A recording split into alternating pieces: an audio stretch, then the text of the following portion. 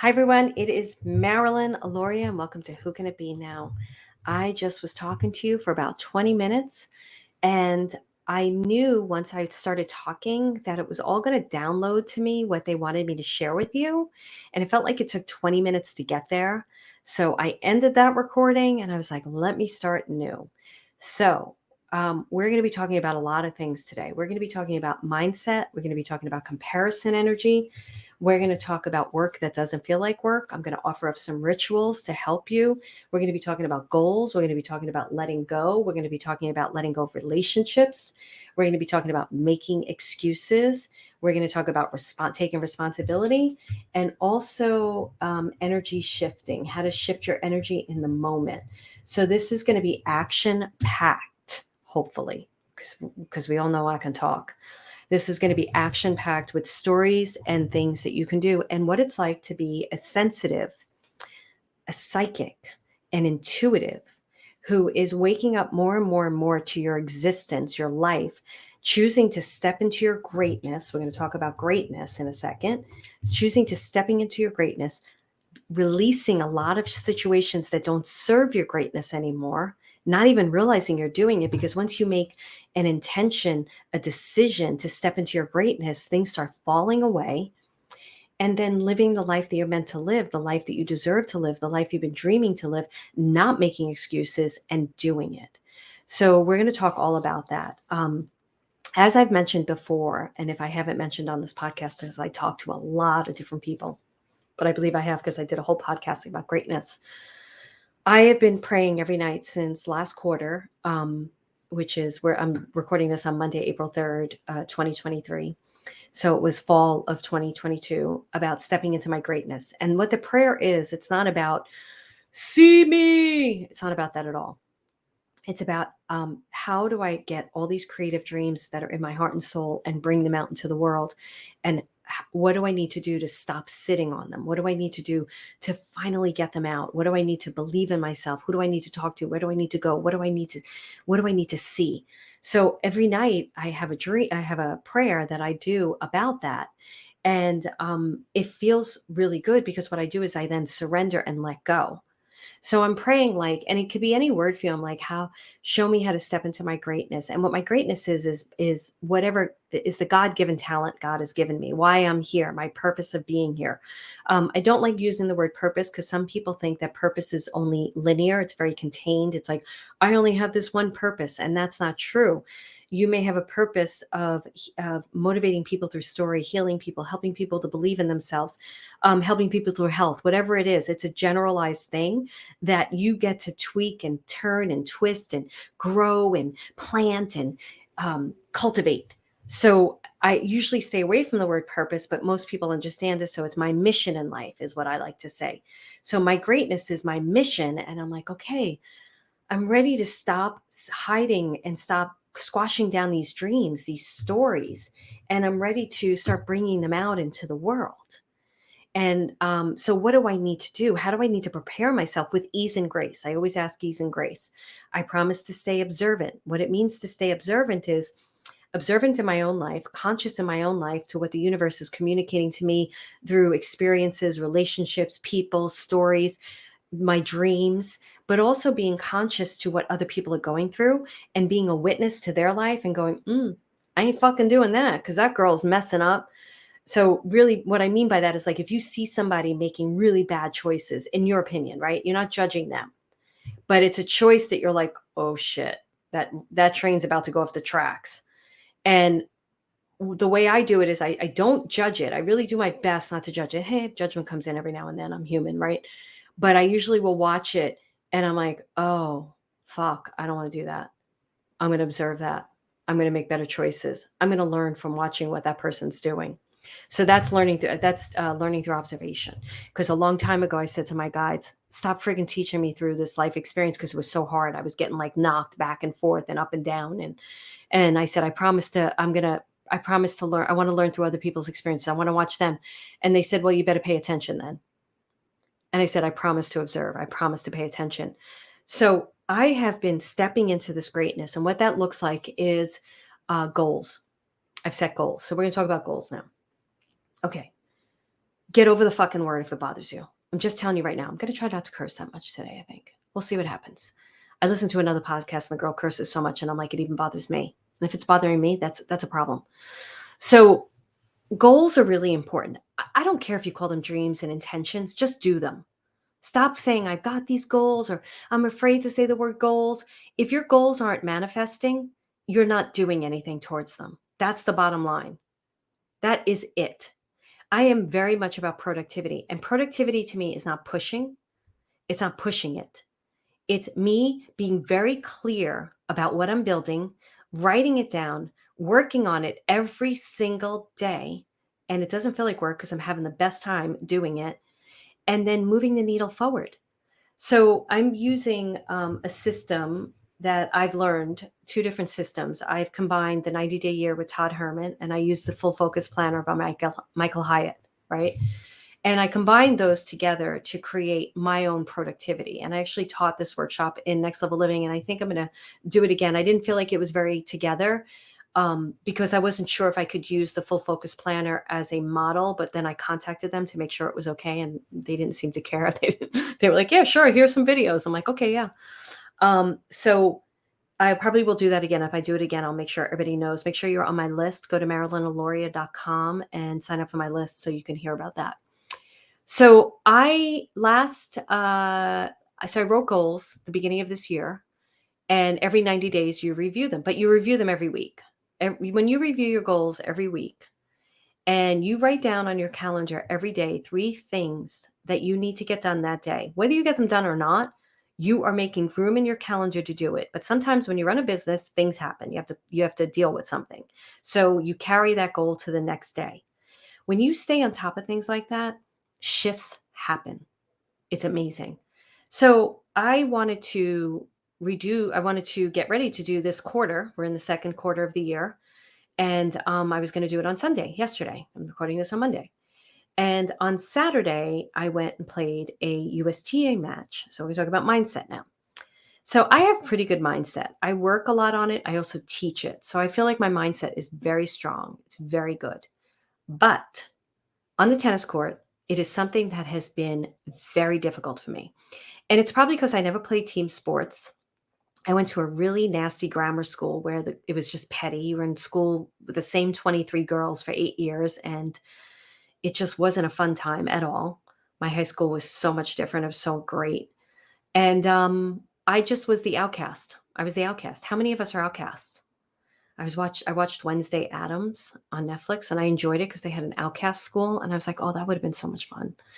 I feel like my high school, we were just rebels, man. We were rebels. So team sports isn't something I played. So when I started playing team sports, as I got older, when I went into tennis, I wasn't really that good at it. Because I'm like, yeah, fuck you. There goes a curse again. Whatever. I wasn't really that good at it. And when I had a coach, first time I ever had a coach, right? And he was telling me what to do, I was like, F you too. Because I didn't know how to be coached by an athlete thing. I had no idea. I was like, no one's going to tell me what to do. Meanwhile, I'm like paying someone to teach me how to play tennis. And he was like my father. Like he didn't look like my father, but it was like a father relationship. And so it was kind of got gnarly there for a while, really gnarly, but it was a really great experience. It was a really great lesson. I learned so much, and I was very aware of the father dynamic happening at the time, but it was just a real struggle.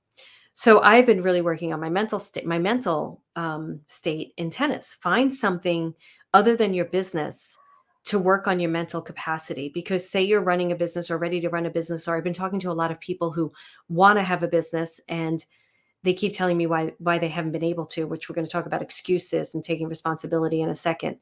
But if you can't figure out what it is in your business that's keeping you from it, everything is mindset. Every single thing is mindset. So find something else where you can work on your mindset that doesn't feel as detrimental, but allows you to become conscious to it. So tennis is a big one for me. So I was on a USTA team, which I don't usually like playing USTA because I get uber anxious, like friggin' anxious like a mofo. And I just am sick. I'm like hating it. I'm like, oh, I gotta go. Oh, I don't want to go. Okay, can it just rain? And I was on a team, and they didn't know me very well. And I didn't understand the whole idea that you have to prove yourself on a team because I haven't really had that so much in the teams I was on. And I realized I haven't had that because they knew how I played, or I played on a mixed and I proved myself on a mixed or whatever. So this team didn't know me. I was becoming the scapegoat for people who didn't even know how to play. And ratings are important in USTA. And I was like, you know what? I don't like the way this is going down. I'm quitting the team because I take care of myself. And they were fine. They had enough players. It wasn't like I was screwing them. So the team I was on last year invited me to be on their team. And I was like, I'm going to do that because I like the players. The captain knows my level of play, and everybody on the team knows how to play tennis, which really makes it easy, especially doubles because there's a lot of positioning. And so I was like, all right, I'm going to do it. So had my first match this past Saturday, and I was excited. For the first time ever, I was excited. And I'm like, wow, this is weird. And I had my partner. I know my partner. We play a lot together, and that helps too. And we practiced, and then I went to the yacht club, to go play. And the girl I was playing against was really mean to me 2 years ago. And I was like, oh, damn. So that got into my head. And I told my partner about it. And she likes to chat a lot, my partner, because it makes her feel comfortable. I don't like chatting at all. So she's like, da, da, da, da, da, talking, talking, talking. And I was talking a tiny bit more than I normally do, which threw me a little bit. And really, I don't mind it. It's what makes my partner feels good, but I don't need to talk. So that threw my game. Playing the opponent that was bitchy to me hit my game, even though she was nice on the court. We were nice to each other. And my first 4 games, thank goodness my partner came out the gate swinging, because I was horrendous. And in my head, I was thinking, oh, this girl who pushed me out of her whole experience, she thinks I suck, you know? I was like, I got to win this. I want to win this. And I pulled it together. I pulled it together in the middle of the game. And I said, enough already. Get out of this mindset, play the game. And I said to my partner, and we talk a lot, I said, I've got to play my tennis. I can't play their tennis. And she said, just watch the ball. Make sure the ball's in front of you. And she gave me a really good tip. And we're very good with each other. We don't judge each other. We're very good at picking each other up. And so we won. First set, we won. And the other girls were mad, and they went off to the bathroom and took a long break. And my back went out. And I was like, oh, F, my back is out. And my partner's like, do you want Advil? And I was like, no, because a chiropractor taught me once that you shouldn't mask the pain because you can hurt yourself more. I should have took the Advil, to be honest with you. So I was in child's pose. I know what to do. I'm certified in yoga, and I was trying to stretch it out. And we got into the second set, and I think we were down like 1-3.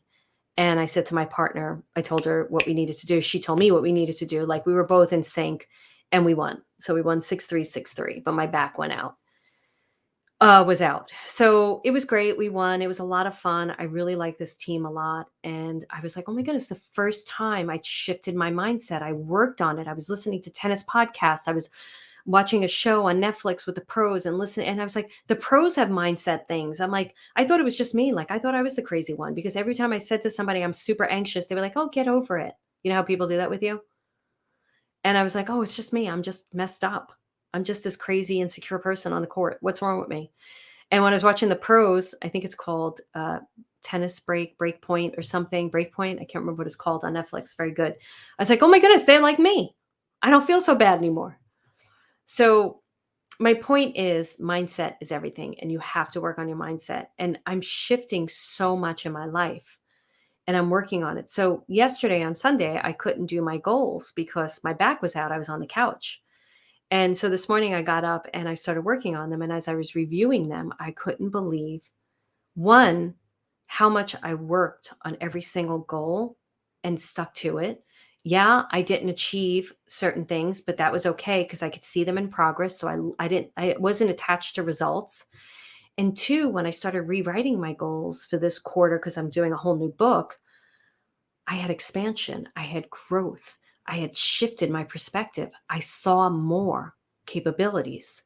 And I was like, holy moly, this is what happens when you commit to yourself, when you make a decision about what you're going to do and you follow through with it and you don't make excuses. This is what happens. Now, let me be very clear because I've had conversations with certain people lately who are like, I don't want to work hard. I don't work hard. I love what I do. So it never feels like I'm working hard. It feels like I'm working hard when I'm doing something I don't like, which is why I decided to let go of my program last year because it got to a point where it felt like work. I have always honored myself that way. When a job doesn't, when I promised this when I left television production, when I left NBC Olympics and became an actress, and I still went in and out of TV a little bit for a little while I was there. I promised myself if I was ever miserable in a job, I would leave it. And I followed that. I've always followed that. So when I'm miserable in something in my own business, I find another way. I leave it. Even if it's making me income and it's scary as all heck to walk away, I refuse to allow myself to be miserable. So standing in your greatness, what does that mean? You have to decide for yourself. This is not an ego thing, like I said, where it's like, see me, see me. If you're not seeing yourself, nobody's seeing you. So decide how you can support your own greatness. And I just said to somebody today, I'm going to share another story in a minute, but I said to somebody today, she was on my genius call. And if you want to be on the genius call, go to joinsas.com. It's a really great call where I take you in your genius. And now we're covering different topics like success, mindset. It depends on when you're on that call, but it's something great. And she was telling me that she wasn't yet ready to do her workshops, which is fine. I don't have a problem with that. But what I said to her is, it doesn't mean that you don't wait to be in your greatness. That means you bring your greatness into what you're doing today. And she wrote me back, but I hadn't been able to read the whole thing. But she was like, thank you so much for saying that, because that makes sense. Because what I always hear from people is, I don't have enough time, or I don't have enough money, or I can't do it yet until I move. That's another conversation I had with someone else. I was like, that doesn't mean you stop doing your greatness. Those are excuses that we're habitually doing to ourselves because there's something underneath it. And what's usually underneath it is insecurity, lack of self-worth, mindset. You don't think you don't trust yourself to see it through. So you use these little excuses to not do the thing that you really want to do.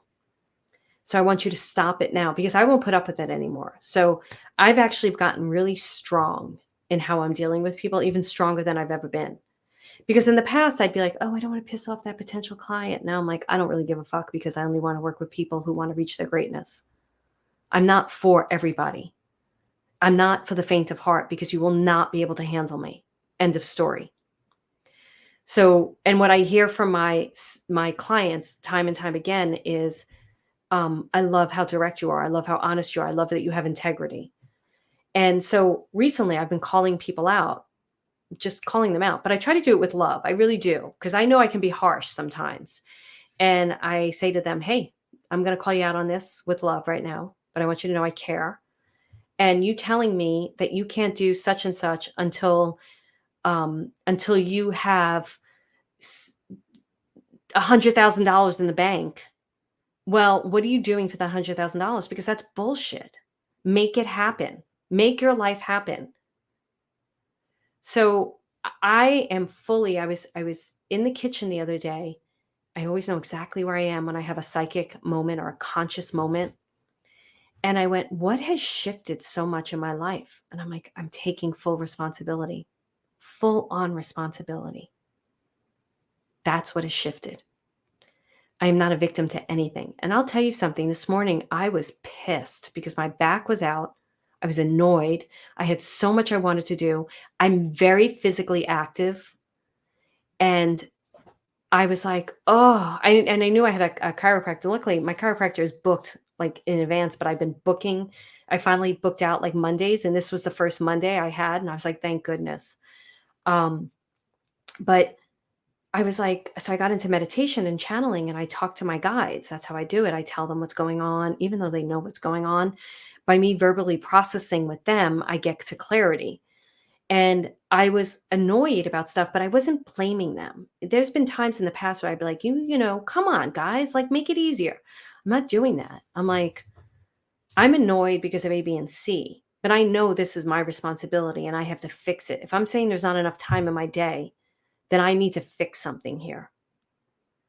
So it's a whole different experience, which sets you up for success.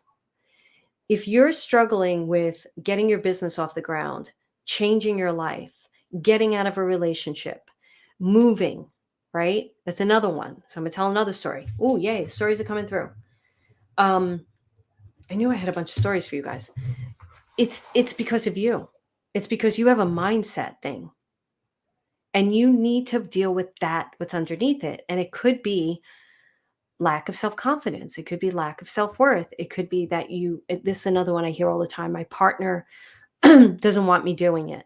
Well, your partner is just highlighting what's inside of you. Because I'd say 8 times out of 10, because sometimes the partner is just an asshole, but 8 times out of 10, the partner is just going off your energy. And if you get convinced and convicted, you're convicted in your, I can't find the right word, convicted, right? In your intentions and what you want to do, your partner is probably going to be like, woohoo, I'm so excited for you. I hear for you, honey. It's very rare that I see that the partner is, like I said, somebody who's like, oh, you're working too much or you're not here for me. I've seen that a couple of times. I'm like, yo, get rid of that one. But so watch your excuses, take responsibility for your life. And like I said, like I have another good friend I'm talking to, and she's like, it's not something I want to do right now. I'm like, don't. You put your energy into what is important to you, but put your energy into it 1000%. Because you have no idea. She's going to know who it is. I'm just going to say it. Like I think it's really important if you have family, right? And if you're raising kids. To me, that is a priority. My mother made us a priority in her life, and she was by herself raising us, no support, no family, nothing. And she was working. And she still made us a priority in her life. And that is important, right? And I understand how important it is, but then bring your greatness to everything you do, because you have no idea that while you're raising your kids, or you're focused on teaching kids, maybe you're teaching in a school and it's not the thing you ultimately want to do, you bringing your greatness to it, something else amazing is going to be born from it that is supposed to be born in the moment. It's really good. And by the way, my friend who's listening to this, I'm not saying you're making excuses. You know that. I'll leave you a Voxer in a bit. I'm just using that as an example because a lot of people feel the same way. Because I'm talking to somebody else who, she's got 3 young kids. She doesn't really have time. And I said, well, how much time do you have during the day for work? Because she said she had 2 days and she had like 5 hours. And I'm like, well, what's going on in those 5 hours? Can you leave your house and go work someplace else? Because you obviously have some kind of childcare set up for those kids because you carved out that time. Now, again, I think kids are a priority. So I'm not telling a mother how to be with her kids. So you want change to happen. You've got to make change happen. And then you've got to ask yourself what you're not doing to create change. So one of the dogs are getting restless because they know it's that time and I'm going to have to. They're going to play. They're going to start playing behind me. So one of the things that I've been talking about is checking places out for my move. And last year, I just couldn't travel. I couldn't. Everything I asked to 10x my life, and everything that I put together came apart, and it needed to. And I'm really glad that it did. But I really had to stay extremely focused on what I was dealing with in order to get to the next level of my life, to 10x it. So this year, I've been like, okay, very focused on my goals and moving forward. And Mike is sticking his, you can't see, I'll put the camera just in case you see this on YouTube. He's like, he's such a habit dog. It's like almost 5 o'clock. It's like, we need to go out. You got to just give me 15 minutes, buddy. And he was just out in the yard. So I'm ready to travel. I'm ready to start checking places out. I'm talking to a realtor. I'm getting really clear. I won't know if it's the right place until I go see it. But I was like, okay, I got to take trips. And I could not figure out my anxiety around travel. And I realized what it was. Like, I went to an EMDR therapist. We thought it had to do with 9/11. It has to do with I didn't have anybody safe to leave my dogs with. So when I moved, I had somebody amazing in LA. So I never had a problem traveling in LA because I knew where they were going and she took great care of them. When I came to Marin, I couldn't find a soul. And that might sound crazy and that might sound like an excuse. I interviewed like 30 people because I'm a little bit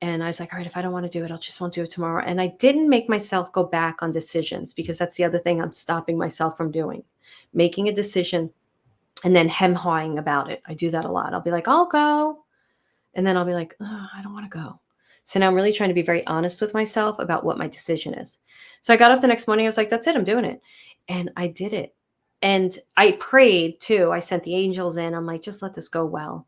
And I felt so much freedom. I felt so free. I went and played tennis with my normal group because I wanted to do it when it was like low stakes. I didn't want to do it before a USTA game because that would have been making me nervous. And I went to the grocery store after. We have amazing supermarkets here. And I took my time and I brought a latte. And I was like, this is amazing.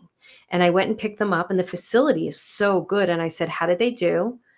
And they gave me a report. Micah was a little anxious, but he's okay. Just bring him here more. Venus did great. Venus used to be my problem child. She's become like the stellar dog. Lots of training with both of them.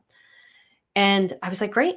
And they even emailed me later because I had to put a flat collar on Venus, a different kind of collar, and I didn't have her tag on it. And they said, by the way, Venus didn't have a tag. Make sure she has a tag. I was like, I love this facility. So we can that we can constantly come up with excuses, or fear stops us. You have to break through it.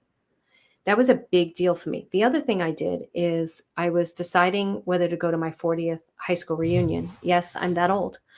And my school closed down, unfortunately, but the class is still very, very tight. I had a very tight class, and they rented out a hotel in Jersey Shore. They didn't rent out the hotel, but a banquet room, and a bunch of them are going. And I was like, oh, I don't know if I want to go.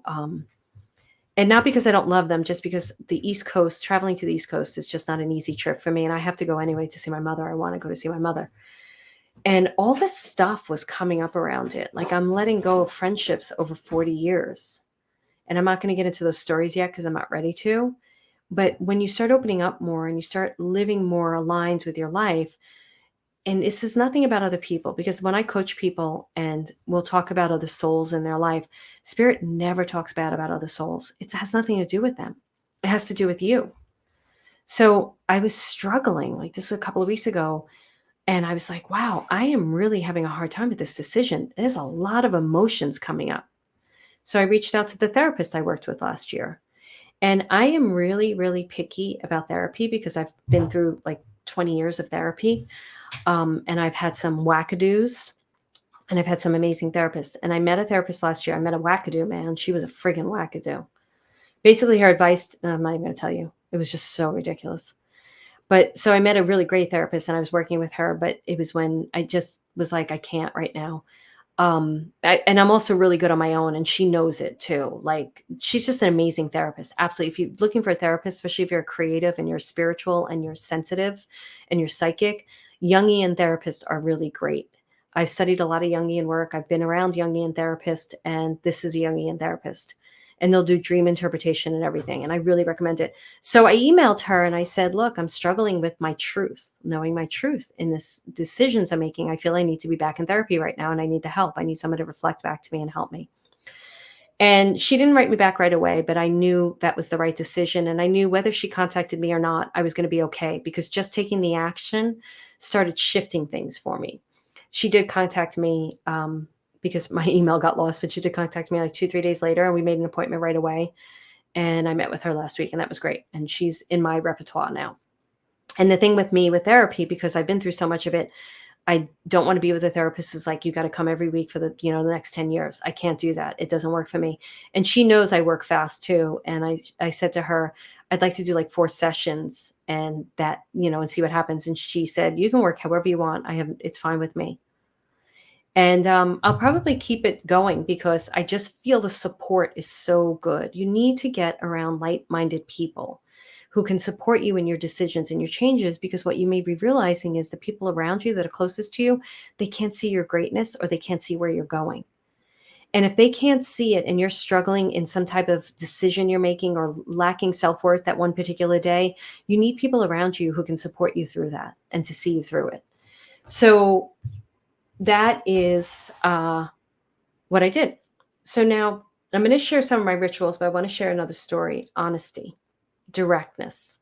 I'm super honest. I'm super direct. I'm very clear lately And I share this with you, and it's not from a look at me, look at me. It's I hope my stories help you to see something in yourself that maybe you're struggling with, or maybe you need confidence in. Or like what I love about this therapist is I was telling her something. I was having an issue with someone and I could feel the energy. And she said, if you're feeling it, then it's true. And sometimes you need to hear that. And it wasn't a projection. She knew it. It wasn't a psychotic break. It wasn't like projecting onto the person. And she was right. I was right. Messed up story, but I'm not going to go there. I'll go with those stories later. So that energy is neutralized because I took my energy out of it and the person has taken their energy out of it and it's no longer there. So I know there was something there and I know I was right about it and it just shifted. So I am choosing to be very honest. And one of the things that I've noticed is the pressure to do things that you don't want to do. And we have to accept ourselves the way we are as sensitives. I'm not somebody who's going to go to a big party anymore. I used to be so social. I used to go into big parties. I grew up in Manhattan and Brooklyn. I grew up with I swear there must have been about forgive me for swearing, 200 kids all growing up together in a square mile. And anybody who comes from my neighborhood, Bay Ridge, Brooklyn, will tell you that's what it was like. And we were just in packs. We were in the bars at like 13 years old, 14 years old, and the bar would be packed. And we knew like so many people. It was just like one big friggin' party. And I was okay with all that. And I'll tell you why in a second. So I was very, very, very social. And have known for a while now, I'm not an extrovert. I'm an introvert extrovert. And what that means is I'm an introvert. I like quiet time. I like small situations with people. I'm very extroverted in the sense that I will talk to anybody. I will ask questions. I will converse with you. If it's a big table of people, I'm usually not the one who's speaking. I don't want this some people may not believe this, but I don't want the center of attention. I'm really not comfortable with things like that. If it's 6 of us at a table, I'm engaging for sure. I'm asking questions. I'm communicating. So I'm not an extrovert. So I was talking to a friend of mine, one of the friends that I'm starting to release. And said I'm not an extrovert. And she's like, and she knows me for years, right? Since I was a kid. And she's like, I said, I'm an introvert. She goes, I would never think of you as an introvert. And I'm like, yeah, because you don't know me and take the time to get to know me. And because they knew me in high school and college when I was an extrovert. And guess what made me an extrovert? Alcohol, drugs. I was so uncomfortable in my own skin that I was drinking and snorting cocaine. That's what made me an extrovert. I'm not an extrovert. I like talking to people. I love talking to people. I'm very communicative. I love laughing. I have a good sense of humor. I know I do. I've been told that and I know I do. I like laughing and I like talking and I like everything. But then I'm done. I'm friggin' done. I am tired. So during the week, I want to share this with you because this might be who you are. I'm usually done at like 5. Usually it's 5. It's a little after 5 o'clock now. This is a little late for me. And I don't talk to people at night during the week because I'm tired. I'm holding a lot of space the whole day for a lot of people. And I want to. I love it. I love all my students. I love the people I'm communicating with in my community. The people on my list I care about. I care about helping people. So I had to get comfortable with my social skills, right? And I've been comfortable, but now it's going to another level because here in Marin, I've had one woman in particular will constantly say something like, you know, you don't want to do this or you need to play more. I'm like, who are you to tell me what I need to do? It was so funny because she was like, you need to play more. And I'm like, I'll play what I can play and that's it. And I said something to her to that effect, but not as like nasty. I just said, I'm going to play what I can play and that's it. And then I noticed that she wasn't playing that many games on the roster and then she had to pull herself off, but she was just busy. It is what it is. It doesn't matter. But what happens in those moments is you may question yourself. I question myself. I'm like, oh, is there something wrong with me? I don't want to be around a bunch of people. I don't even want to be around my friends anymore. What's going on? And I have a lot of great conscious conversations with myself. And what I've learned is I don't want to be around people who don't want to take the time to get to know me. All I'm doing is talking about them. And I can't do it anymore. I'm tired of it. I hold space so much for the people I teach, and I love it. that in my personal relationships, I don't want to hold space for people all the time. Of course, I'm going to hold space, but it's a compromise, right? So I've gotten really comfortable with what I'm okay with and what I'm not okay with. And I know, like, I've had to say no to a lot of people. And at first it was uncomfortable. And one of the things that the reason why I don't want to live here anymore is, as beautiful as it is, I have a beautiful view. The houses are on top of each other. I'm really tired of people knowing when I'm taking out my garbage, when I'm getting out of my car, when I'm throwing out a rug. I'm friggin' tired of it. Like, get out of my ass.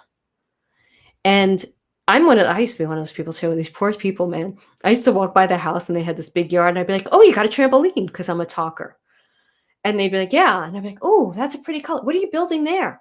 Then they put up a big fence, and I swear it was because of me. It wasn't, but I was like, "Oh, I'm one of those neighbors that's annoying. They need to put up a big fence so that nobody now I can't see in the yard." And I'm like, "Damn, I want to see what's going on in there." Sometimes the dogs stop and I could they're very nice people, really nice people. And I could see through the cracks. Like, I saw them the other day on the trail, and I was like, "Your house looks great," because they could see the other side. They're building something. Um, but I don't want that anymore. I like my privacy. And I am who I am. So today I have somebody who was in Soul Finder Academy. She's super sweet. I think she listens to this podcast, so she'll recognize who this is about. And I really, really like her. She's such a wonderful person, really great person. And she's been asking me, she lives in the North Bay where I live, and she's been asking me to get together and go on a hike. And I have a few students around me that live in this area. And when she asked me back in the fall of 2021, Christmas is usually the Christmas holidays when I slow down and I'm not holding space for anybody. So I'm really just taking it easy. And it's a great time for me to do that. And I was like, let's do it over the holidays. And I think she went away, so she couldn't do it then. She was going to New York. And I said, okay, well, let's do it next year. So she has been asking me. And last year was, as we all know, a year that I couldn't do anything. I just couldn't do anything extra except what I needed to do that was in front of me. And she's been very sweet. And she's like, okay, I won't ask you. And then I think the beginning of this year, she asked me again, and I said, "Ask me in April. I have to get I had to get my whole team up and running. We still haven't been up and running. We just finally have gotten up and running. I have a whole new team." And so she just emailed me this week. Just today I said this to her, and she was like, so you said to ask you in April if we can go on a hike. I'd really love to go on a hike, and can you do it? What day can you do it?" And I sat here and I was like, I don't want to go. And I've got to be honest. I don't want to put something on my calendar and then dread it. And that might sound really mean. It has nothing to do with her. Nothing. And I'm going to tell you what I said to her, and she was very gracious. I didn't read the whole thing, but she understood. And I knew she would. I am not one of these business owners that will go to Chicago and be like, let's have a meetup and meet with a bunch of people in a bar and have a conversation. I'm just not that person. I'm very private. I'm very quiet. I don't know if people would call me quiet. I'm insular. I like my alone time a lot. I also hold so much space for people, and I love it. I love what I do, that my alone time is so important to me. And I remember I went to a conference, and this woman who has a membership, she has a very, very successful membership, very nice woman. She was holding a meetup group in the bar at the conference for all her people in that area. And she must have had like 20, 30 people. I don't know. And she did great with it. It was really good for her. I was like, I can't fucking do that. I can't. It's not that I don't love people. It's that makes me uncomfortable. What also makes me uncomfortable is that kind of attention I don't like, right? And I'll explain that in a second too, because that may sound really weird. You may say that's something that I have to deal with, and I'll tell you about that. So I said to her, look, I am not going to commit to it. My weekends are sacred. I don't like committing to a lot of things. I like fluid weekends. The only thing I commit to, and this is the truth, is tennis. That's the only thing I'll commit to. And I said, it's not that I don't want to see you, but it's like my weekends are mine. And if that changes, I will let you know. I said, I just finally stopped working last weekend. It was the first weekend, this past weekend, that I wasn't working. And now I'm like signing up for tennis things, because now I even stopped playing so much tennis because I couldn't. So I felt bad. when I told her that, but I knew I had to acknowledge myself, I had to be honest with myself, and I had to be honest with her because I couldn't keep putting her off, and I also couldn't put something in my schedule that I would sit there and go, "Oh, I gotta do this thing." And it's got nothing to do I have a few students here, people that are in next level living. It's got nothing to do that I don't wanna see them. I think they're amazing people, I love them, but I don't need the in-person contact. There, I see them online. I talk to them. I love them. I'm doing a retreat at the end of October with Stephen Farmer and Anna Maria Vasquez, and some of those people are coming to that retreat. I'm going to get to see them in person there. Even that retreat, that's going to be like 3.5 days. I'm going to have to spend time alone. Now, I'm really, really, I can be really social. When I did the yoga certification and I was on a retreat for 7 days, I told everybody I do my alone thing. I was like socializing the whole time. I was shocked at myself even.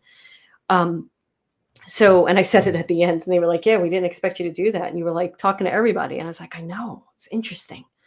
So there could be something there that has to change and will probably change. And I probably will make a time to do that hike because I do care about these people and I want to spend time with them. But I know right now is not the time. I have a New York trip. I have a trip to check out the place where I want to move. I have my own life that I'm still working to graduate even up to a higher level. So I encourage you to be honest with yourself and I encourage you to be honest with other people. And then if they don't respect it, then you have to ask yourself. Now I have the cat crying outside the door. I don't know if you can hear him. Then you have to, this is not the time to do a podcast because at 5 o'clock it's dinner time. Then you have to be honest with yourself about what really works for you.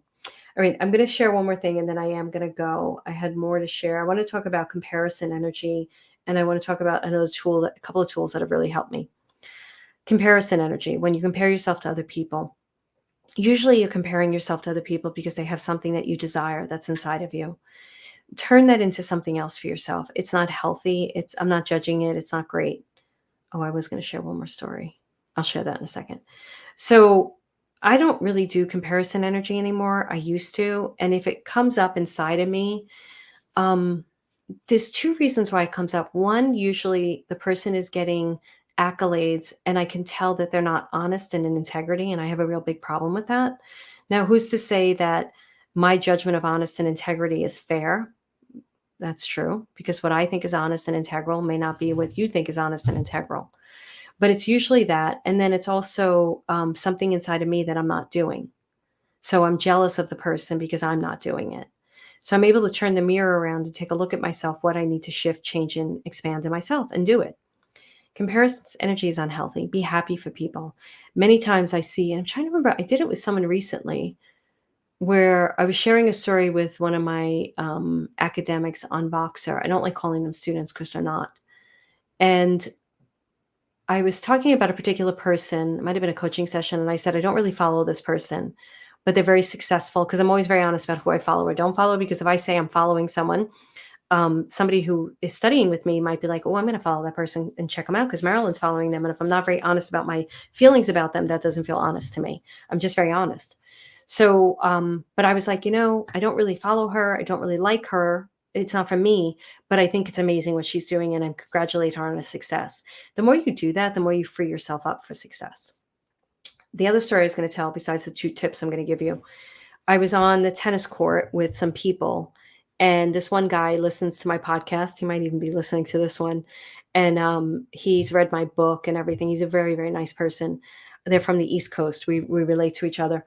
And he was sharing with the other couple that we're not a couple at all. He's married, love his wife, everything. But we were sharing with the couple we were playing with. He was sharing about my book and my podcast. I get very uncomfortable, very uncomfortable. And I said, oh, don't. And then I realized he was celebrating me and I didn't allow him to do that. And I said to him privately, I said, I'm so sorry. I think I said it in front of the other couple, but I said to him privately, I said, I'm really sorry that I did that. I get very uncomfortable. And it's not because I don't love the success that I have or that people acknowledge it. I wear different faces for different reasons. So when I'm on the tennis court, I'm a different person, right? I'm not the medium. When the team I was on in January found out that what I did, there was a lot of questions that came towards me. And that's not comfortable for me. I chose early on, not everybody's going to do this, and I've shared this with you before, to live a somewhat normal life, what I deemed normal. I don't want to get into conversation what I do. I don't want to tell the stories. That's what this podcast is for. So I'm very shy about that stuff. I'm very, it could be a humble, I don't know what it is. It's not an insecurity. It's something that I chose for myself. At a dinner party, I was like this even as an actress. Like if somebody's like, she's Tina and Tony T's, it was uncomfortable for me. I'll bring it up with my therapist to see if there's something other than that. I don't think so. Same token, I did not want to take away from him celebrating my work. That's the issue. I think that if there was anything to uncover, it would be why not be okay with that? Like, thank you so much. And I did. I said, thank you so much. That was really sweet of you. Thank you. And so I wanted to share that. And that goes back to the story of what I was sharing before about being pretty private, pretty private. So as much as like I'm not one of those people that goes up and tells everybody my life story. My father passed away. I was on a tennis court maybe a week later. I didn't tell anyone. I didn't know really many people here, but I didn't tell anyone. And I'm pretty private when it comes to certain things. And you would think I'm not because I have a podcast, I'm on social media. But when I find out people I know are listening to this, I'm like, ooh, that's an interesting little thing here. But I appreciate it, actually. I really do. And I have certain friends that will leave me messages like, I listened to this and it was great. Okay, there's more we're going to be talking about down the line, which is letting go and relationships. Making excuses, I talked about responsibility. The reason we'll talk about that is because I feel as we're growing in our spirituality and our work and alignment and truth. Alignment to me is truth, living in your truth. The more you're going to start noticing, and I'm sure you already noticed this, that you're going to be letting go of situations and people. I remember seeing it on social media so much last year, like, I'm letting go of this one, I'm letting go of that one, I'm this like healer doing this and that. And they're very cute little videos. And I was like, that's not me. Well, this year it is. This year I'm like, I'm done. Can't do it anymore. Not going to do it. Not going to be in a relationship at a detriment to myself any longer. I'm not going to hide who I am. I'm not going to have a conversation with somebody who is not asking me questions, or when they ask questions about what I'm doing and I share very little, because I know they won't listen. The attention is out the window. It happened recently. And I was thinking, oh, they just think I'm boring. They do. I know they do. And I'm like, but am I boring? Because I'm like, maybe I'm boring. This is what I mean about really knowing yourself. Like, maybe I'm boring. And then I was like, no, they just don't have the capacity to listen to what's going on in my life. So I don't tell them. So yeah, I am boring to them. And this one person I was talking to that I've known for years, she said I was questioning something, a decision she was making. And she's a friend that I put to task quite a bit. I put the feet to the fire with her choices. And she's open to it. And I was questioning something she was doing. And I was like, I'm not judging you. I just want you to be very clear about why you're doing it. And she said, I'm not like you. I can't hunker down in my house. And it's like, that's a little bit of a dig. I'm not really sure what that is. And that's going on underneath the context, subcontext, right? I didn't say anything. And I just didn't say anything. And she didn't say anything because I was like, how do I want to respond to that one? And then she said something else and I just let it go, but it was in the back of my head. I'm like, I hunker down in my house. Do I hunker down in my house? And then I realized this weekend that I play a lot of tennis. I hike. I go down to the creeks.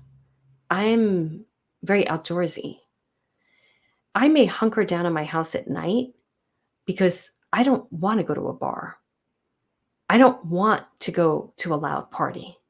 Not unless I'm still snorting cocaine and drinking, and that's not happening.